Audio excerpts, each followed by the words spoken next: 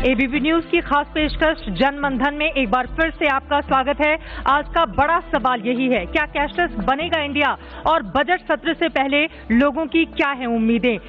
आगे बढ़ते हुए अपने इस सेशन की हम शुरुआत करेंगे। बेहद खास मेहमान इस वक्त हमारे साथ जुड़ चुके हैं। उनका परिचय करवाते हुए मैं मंच पर उनको आमंत्रित करना चाहूंगी। हमारे साथ अनुपम श्रीवास्तव जी, जो कि चेयरमैन और मैनेजिंग डायरेक्टर हैं बीएसएनएल के। जोरदार तालियों के साथ मंच पर स्वागत है सर आपका। सुरेश कृष्णन, सीएफओ ओएलएक्स के, साहब का भी बहुत स्वागत है। सीईओ पैसा बाजार के नवीन कुकरेजा जी, आपका भी मैं मंच पर स्वागत करती हूं, आपको आमंत्रित करने के साथ ही। और इसके साथ ही मोबीक्विक की को फाउंडर उपासना टाकू भी हमारे साथ जुड़ चुकी हैं। मैं आपको भी मंच पर आमंत्रित करती हूं। बजट की शुरुआत होने वाली है और बहुत सारे मन में सवाल हैं, चाहे वो आम जनता को हो, चाहे वो अलग अलग सेक्टर्स में आप जैसे लोग हों जो बड़े ओहदे पर बैठे हुए हैं। आप सभी का बहुत स्वागत है सर एबीपी न्यूज की हमारी इस खास पेशकश जनमंधन में। मैं शुरुआत अनुपम श्रीवास्तव जी आपसे ही करना चाहूंगी कि आप एक बड़े बदलाव की बात बीएसएनएल के अंदर कर रहे हैं, सुनने में आ रहा है, और जाहिर तौर पर हिंदुस्तान में सूचना क्रांति की जो बुनियाद है वो बीएसएनएल ने रखी। आप कैशलेस इंडिया के लिए क्या कोई ऐप लेकर आ रहे हैं? बीएसएनएल क्या कोई ऐप लॉन्च करने जा रहा है? जी बिल्कुल।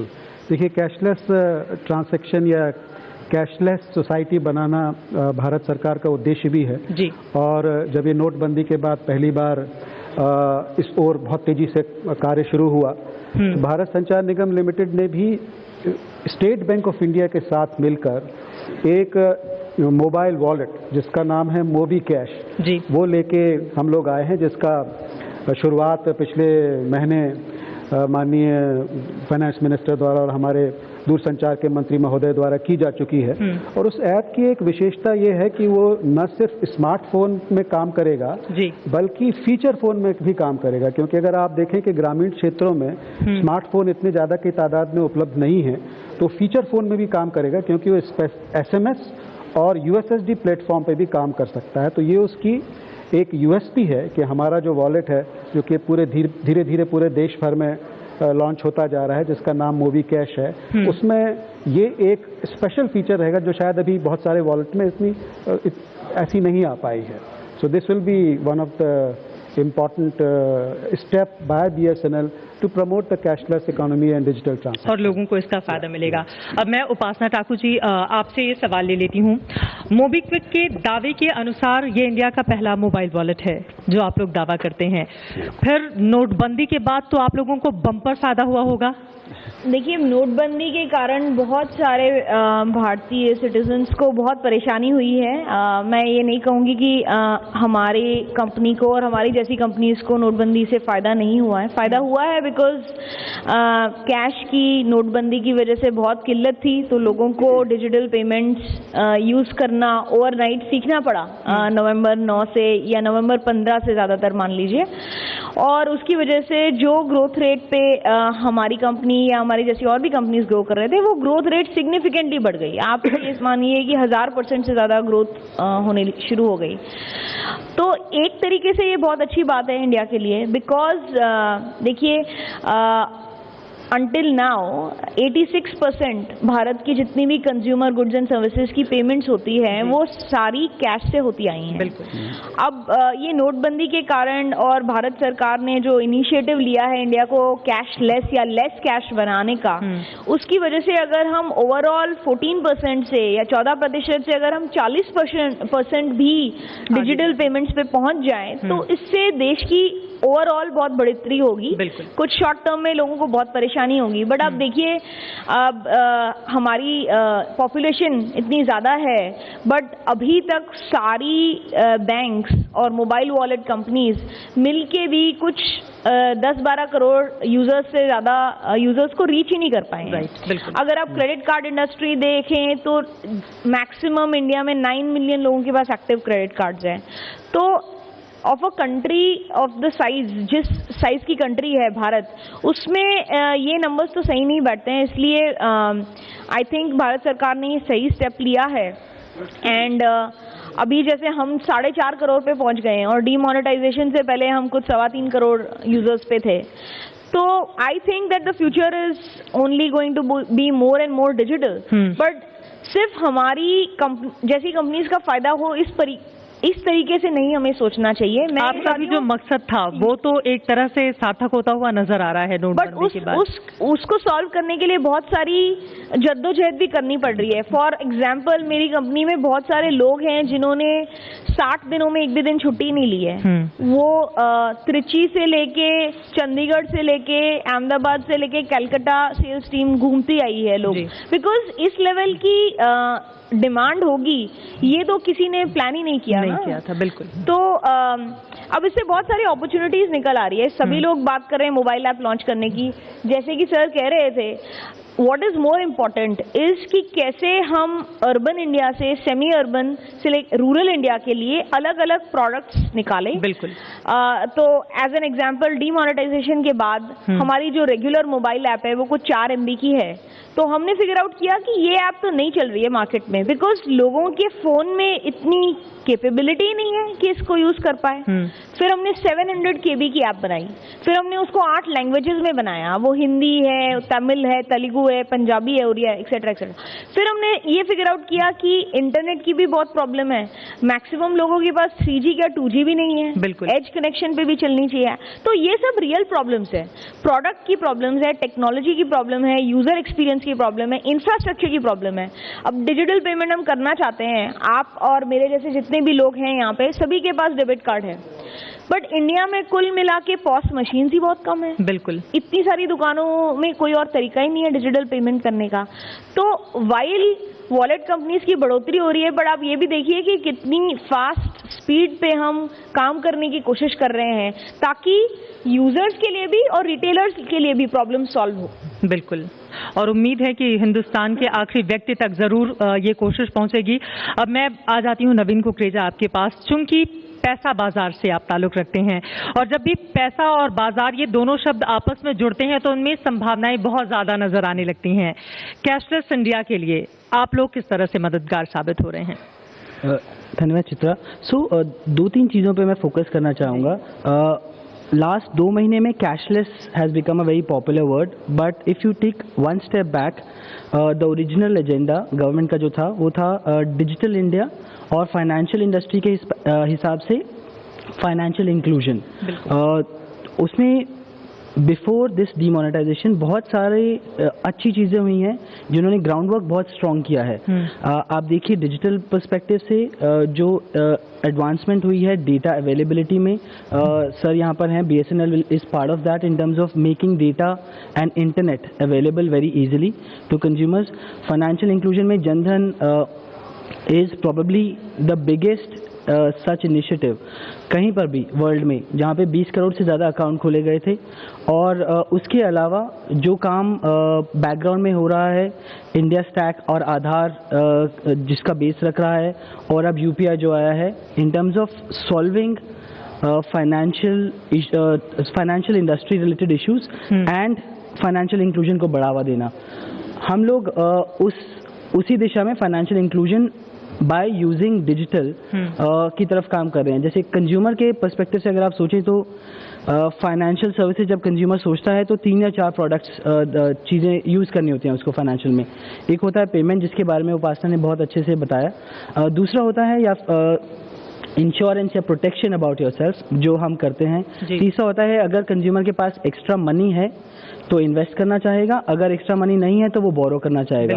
तो जो लास्ट 3 चीज़ें बोली, पॉलिसी बाजार और पैसा बाजार, उन लास्ट 3 चीज़ों पे फोकस करता है, of course with digitisation as the backdrop of it.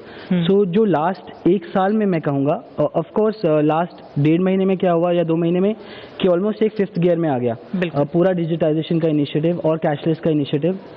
Bhim app is a good example कि क्या हुआ है लास्ट फ्यू डेज में, जब 1 करोड़ से ऊपर लोगों ने ऐप डाउनलोड कर लिया है।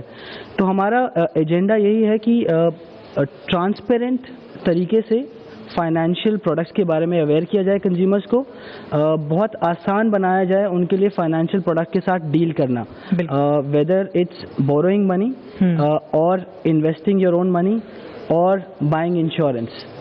उसी दिशा में हम काम करने की कोशिश करते हैं। और people like mobile operators, broadband operators and payment companies are helping us in doing our job better.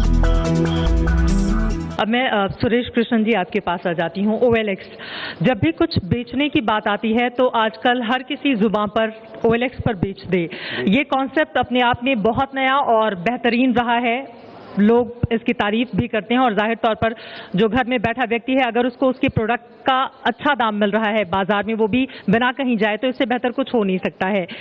लेकिन मेरा आपसे सवाल ये है, आपका बाजार कितना बढ़ा है?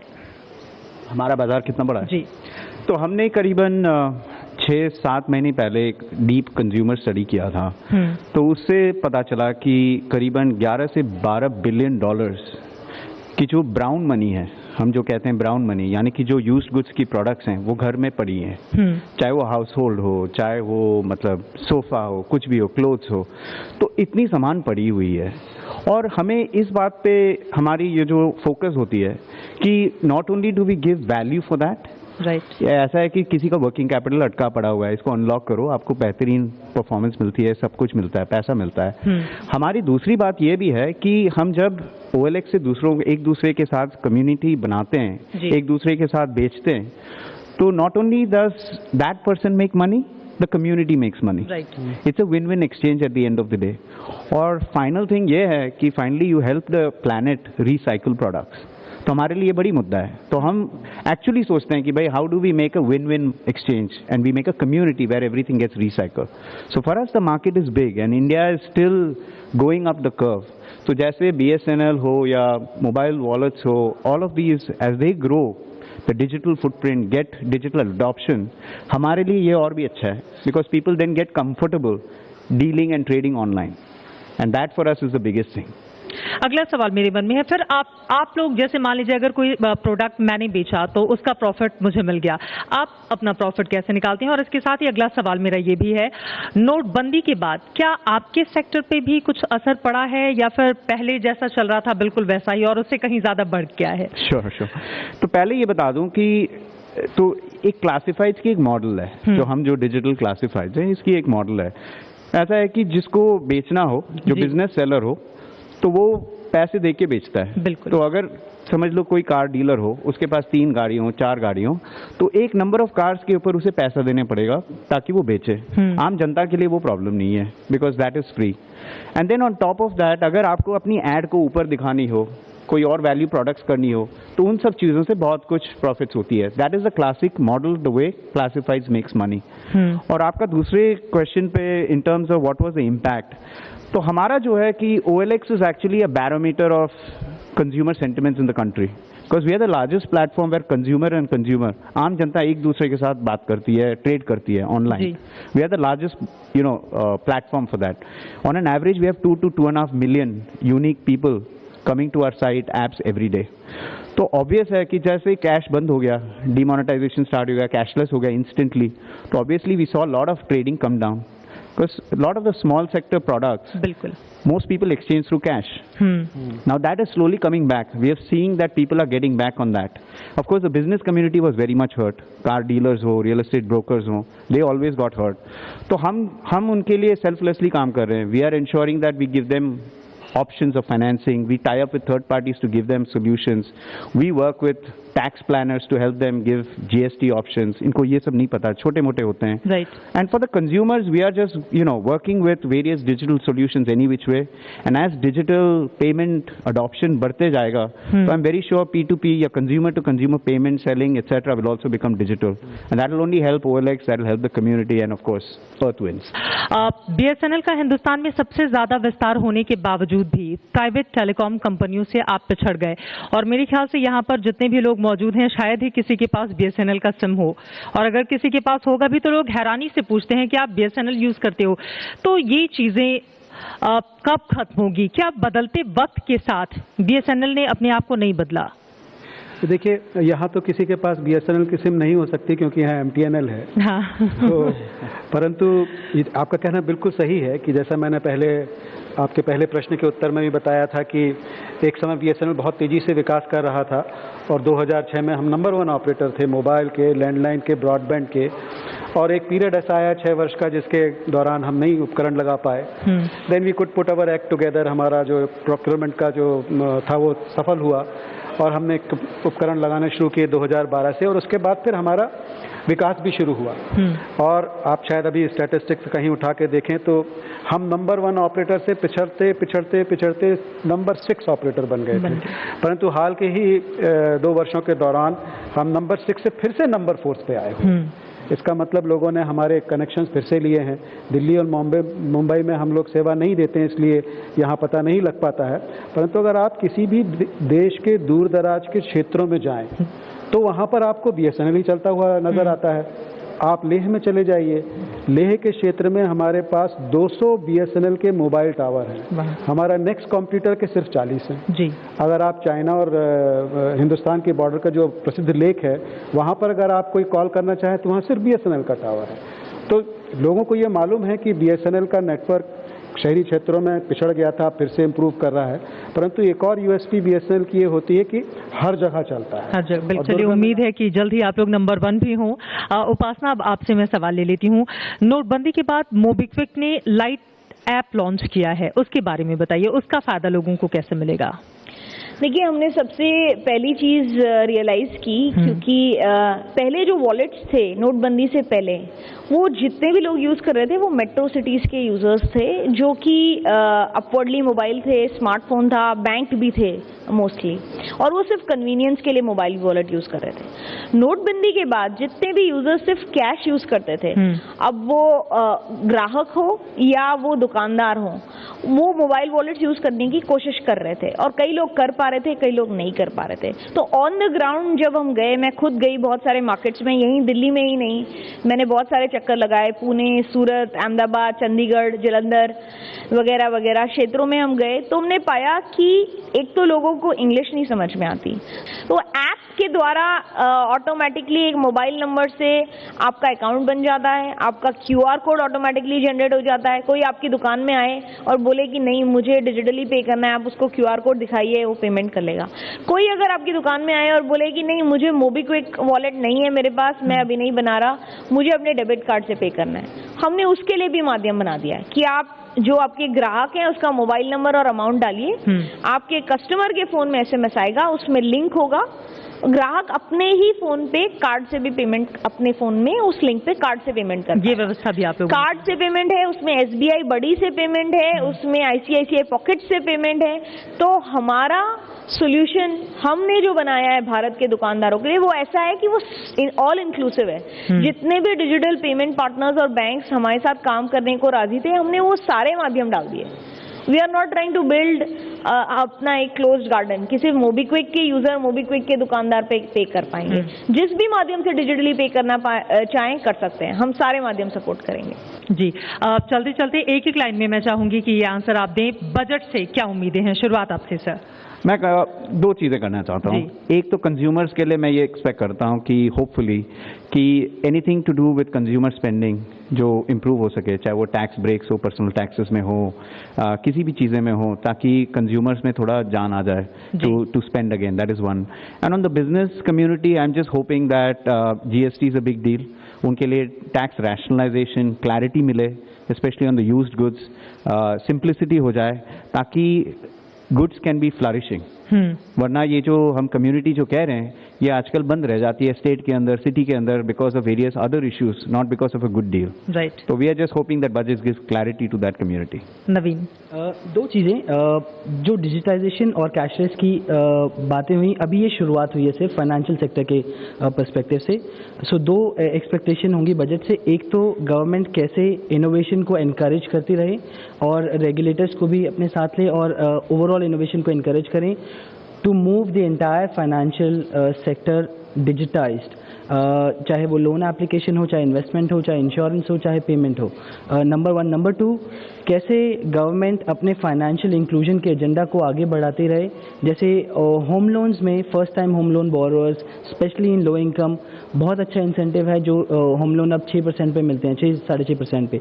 कैसे बिजनेसमैन के लिए और स्कीम्स गवर्नमेंट लाए और बिजनेसमैन और लो इनकम के तबके के लिए लोन लेना अपने बिजनेस के लिए, अपने काम के लिए और भी ज़्यादा आसान हो और बैंकिंग सेक्टर को एनकरेज करें उनको लोन देने के लिए। बिल्कुल।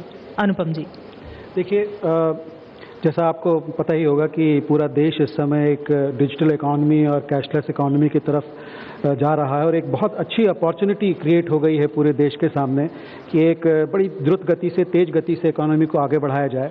तो बजट से ये उम्मीदें हैं और शायद इस दिशा में कार्य भी चल रहा होगा कि जो देश की इकॉनमी है वो तेज़ी से आगे बढ़े और बजट इस तरह से बनाया जाए जिससे कि cashless economy, less cash economy, digital transaction को बढ़ावा मिले। व्यक्तिगत रूप से तो मेरे ख्याल से यहाँ पर जितने भी आपके बैठे होंगे, दर्शक बैठे होंगे, सभी ये चाहते होंगे कि पर्सनल इनकम टैक्स में कुछ कमी आए ताकि हमारे पास ज़्यादा कैश उपलब्ध रहे और हम आप उसको इस्तेमाल कर सके। तो आई थिंक यही एक उम्मीद है बजट से लोगों को है। ये तमाम उम्मीदें आपकी उपासना? नहीं, ऑन द सेम लाइंस, जैसे कि आपने कहा सरकार ने शुरू किया है लेस कैश इंडिया का इनिशिएटिव। कैशलेस अगर भारत को बनाना है तो ये सिर्फ एक भूकंप वाली, नवंबर 8 वाली चीज़ करने से नहीं होगा, पॉलिसी में दिखना चाहिए। तो जितने भी हमारे दुकानदार हैं, रिटेलर्स हैं, जो पहले कैश में सब कुछ कर रहे थे, जो आपके दर्शक हैं जो सब कैश में कर रहे थे, अब अगर वो डिजिटल पेमेंट से, अपने डेबिट कार्ड से या अपने वॉलेट से पेमेंट कर रहे हैं तो डेफिनेटली उनको किसी टाइप की टैक्स ब्रेक, सब्सिडी वगैरह मिलनी चाहिए। जितना देश कैशलेस की तरफ जाएगा उतना ही, जैसे कि मेरे को पैनलिस्ट कह रहे थे, फाइनेंशियल एक्सेस, लोन्स, इन्वेस्टमेंट्स, ये सभी चीज़ों में बढ़ोतरी होगी। तो definitely policy wise digital payments के बैक पे मैं एक्सपेक्ट कर रही हूँ कि कुछ टैक्स ब्रेक्स होनी चाहिए बिजनेसेस एंड यूजर्स के लिए। बिल्कुल, उम्मीद हम यही करते हैं कि जो बातें यहाँ से आज उठी हैं उसको भी सरकार सुनेगी और ये तमाम व्यवस्थाएं आने वाले वक्त में जो बजट हमारे सामने पेश होगा उसमें देखने को जरूर मिलेंगी। आप चारों का बहुत शुक्रिया।